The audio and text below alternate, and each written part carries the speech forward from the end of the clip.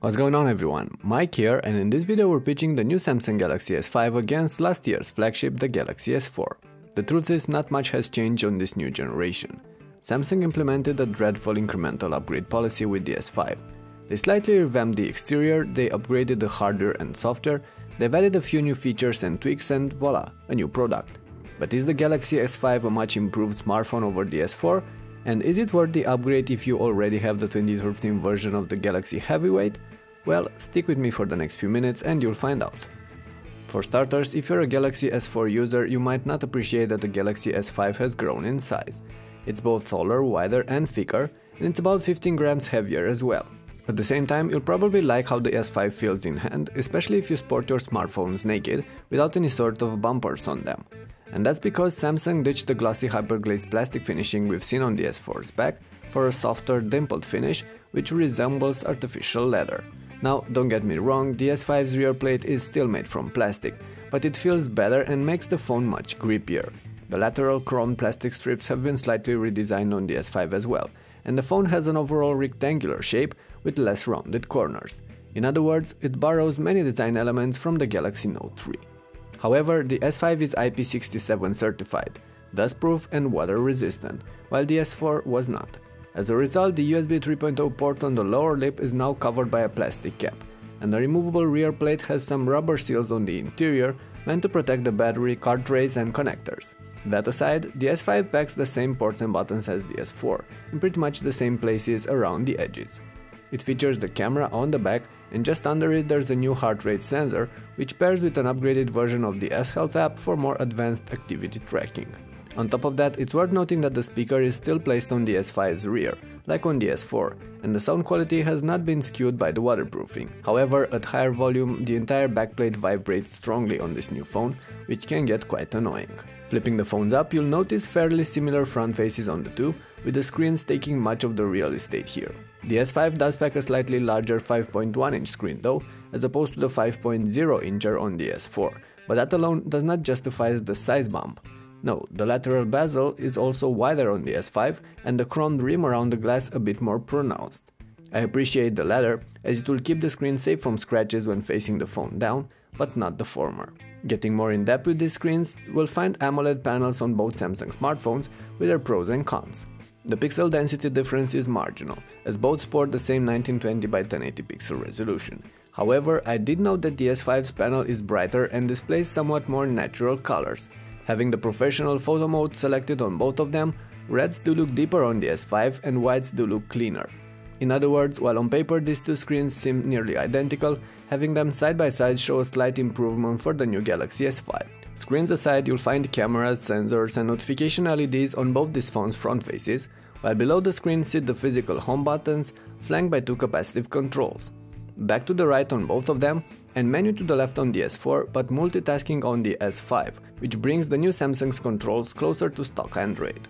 That leads to some other changes. Holding the power button pressed on the S5 launches Google Now, while on the S4 launched the Multitasking app. As for the settings, they are now integrated within each app in the right upper corner, again similar to what we have with vanilla Android. However, before we move on, I have to tell you that the home button on the S5 now integrates a fingerprint sensor. You can use it to unlock the phone or perform other activities by swiping your finger vertically over it. The S4 lacked this feature, but as a side note, the home button is now noisier, clickier on the S5, at least on this unit I got to play with. That's only a minor inconvenience though, and you'll quickly get used to it. Let's turn our attention on the software in these two for a little bit. Both are running Android 4.4.2 KitKat with TouchWiz on top. However, the S5's version of the UI has seen tweaks, while the S4's version is inherited from previous Android iterations. Many things have changed actually, starting from the lock screen, continuing with the notification panel, the multitasking windows, the way you can customize the home screen, the app drawer and the settings. We'll talk in depth about all this in the review. For now, I can conclude that Android on the S5 looks better than any TouchWiz implementation before. It's overall flatter and simpler. However, there are still reminiscences of the older version, visible in the dialer, the messaging app and a few other places. In terms of performances, I can't really say that the S5 is faster than the S4. The S5 works somewhat smoother in general, but in some cases, the 2013 Galaxy actually outperformed the new unit. In fact, the S4 has gotten really good with the KitKat upgrade. Hardware-wise, the new Galaxy is more powerful than the older one, sporting a beefier processor and graphics, but the same amount of RAM, 2 GB. Even so, if you're interested in benchmark results, you'll be happy to know that the S5 clearly outscores the S4 in Geekbench and Quadrant. I should also mention that we have the 16 GB versions of both these phones here, and 12 GB of those are available for your own content on the S5, but only 9 GB on the S4, which again proves that the S5 packs a simpler, less cluttered OS with fewer bundled apps. Moving on, let's turn our attention on the cameras, as Samsung put a lot of effort on improving the S5 as a camera phone. There's a large sensor on the S5, a faster autofocus system that uses both phase and contrast detection, there's a revamped camera interface and a few new tweaks and shooting modes. Among them, the ability to shoot UHD video, the picture and video stabilization, the selective focus features, and so on. But how do these translate in everyday use? Well, for starters, the S5's camera is very fast. It shoots great video and brilliant stills in good light, colorful and detailed. The S4 does a good job in these conditions as well. However, the older Galaxy really struggled with poor light shots, especially if you did not want to use the flash. Well, the S5 still takes shaky pictures in these conditions, but not as often as the S4 did. And with picture stabilization turned on, the results are actually quite good.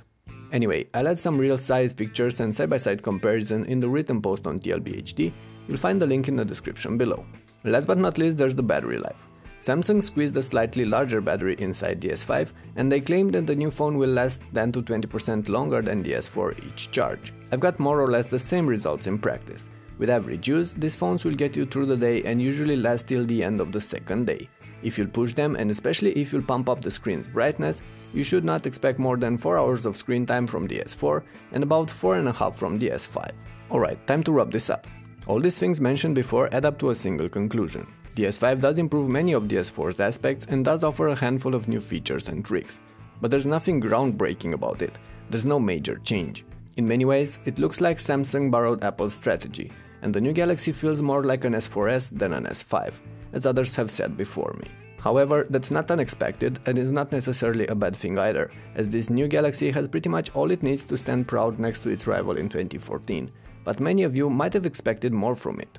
At the end of the day, if you're in the market for any of these two, the S5 is worth your attention for the revamped looks, the extra features, the improved camera and the slightly longer battery life. But if you're looking to save some money, the S4 is still a versatile smartphone and is more compact than its follow-up, so it's definitely worth considering. With that in mind, it's time to end this video. Let me know what you think about these two Galaxy smartphones and whether the S5 is a worthy successor for the S4 or not. If you enjoyed the video, make sure to hit the thumbs up button, share it around so others will learn about what's changed on the new Galaxy handset, and of course, if you're interested in more details about the S5 and other popular smartphones, subscribe for my next updates. Thanks for watching and I'll see you soon.